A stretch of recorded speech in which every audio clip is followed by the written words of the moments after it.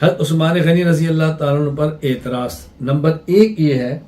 کہ حضرت عثمان غنی رضی اللہ تعالیٰ عنہ غزوہ بدر کے اندر شریک نہیں ہوئے، اور غزوہ بدر اسلام کا پہلا معرکۃ العراء غزوہ ہے، تو پہلے غزوہ کے اندر شریک نہیں ہوا۔ بات یہ نشین فرما لیں، غزوہ میں شرکت کی 2 صورتیں ہیں۔ نمبر 1، انسان خود میدان جنگ میں ہو، نمبر 2، میدان جنگ میں نہ ہو بلکہ امیر کی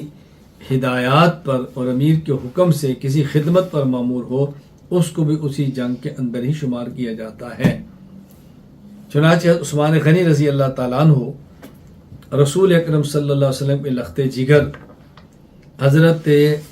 رقیہ رضی اللہ تعالیٰ عنہا کی خدمت پر مامور تھے، اور رسول اکرم صلی اللہ علیہ وسلم کے فرمانے پر مامور تھے، اس لیے عثمان غنی رضی اللہ تعالیٰ بدری صحابی ہیں۔ نبی کریم صلی اللہ علیہ وسلم نے حضرت عثمان کو بدری صحابی شمار کیا ہے، اور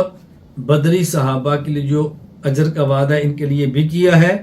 اور بدری صحابہ کو جو مال غنیمت دی عثمان غنی کو حصہ بھی دیا ہے۔ تو یہ بدری صحابی ہیں، یہ کہنا کہ بدری نہیں تھی یہ غلط ہے۔ ہاں، عثمان غنی خود کو پیش نہ کرتے تو بات اور تھی، آپ نے خود کو پیش کیا ہے، لیکن رسول اللہ صلی اللہ علیہ وسلم کے ذمہ لگایا کہ تم رقیہ کی خدمت کرو، یہی تمہارا غزوہ ہے۔ اللہ کے نبی نے متعین فرما دیا،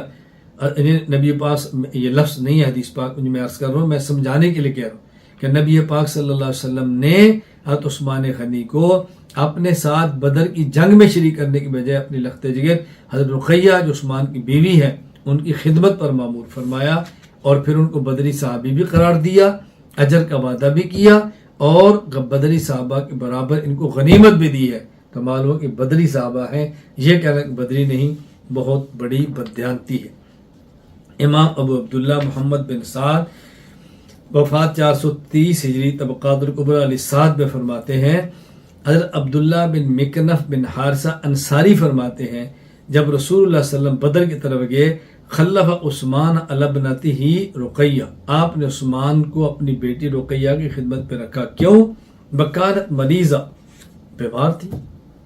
فماتت رضی اللہ عنہ یوم قدم زید بن حارثہ بشیرا بما فتح اللہ علی رسول اللہ ببدر، وضرب رسول اللہ صلی اللہ علیہ وسلم لعثمان بسہمہ واجرہ فی بدر فکان کمن شہدہ۔ جب حضرت زید فتح خوشخبری لے کر آئے، حضرت رقیہ رضی اللہ تعالیٰ عنہ کو دفنایا جا چکا تھا، حضرت عثمان غنی کے لیے اللہ کے نبی صلی اللہ علیہ وسلم نے بدر میں شریک ہونے والوں کے برابر آپ نے حصہ دیا مال غنیمت میں، تو گویا ان کی طرح ہے جو بدر کے اندر موجود تھے۔ اور حضرت عبداللہ بن عمر رضی اللہ تعالیٰ عنہما سے حضرت عثمان غنی کے بارے میں 3 اعتراضات کیے، ان میں ایک اعتراض یہ تھا کہ عثمان جنگ بدر میں نہیں گئے۔ تو عبداللہ بن عمر نے کیا جواب دیا؟ یہ جواب امام ابو عبداللہ محمد بن اسماعیل بخاری رحمہ اللہ وفات 256 ہجری صحیح بخاری حدیث نمبر 4066 میں نقل کرتے ہیں۔ عبداللہ بن عمر فرمانے لگے، اما تغیبہ عن بدر، یہ جو بدر میں نہیں تھے، فإنہ کان تحتہ بنت رسول اللہ،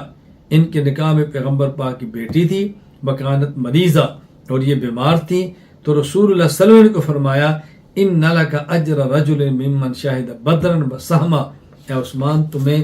ہر اس شخص کی طرح اجر ملے گا جو غزوہ بدر میں شریک تھے، اور تمہیں مال غنیمت میں حصہ بھی دیا جائے گا اس آدمی کی طرح جو بدر کے اندر شریک تھا۔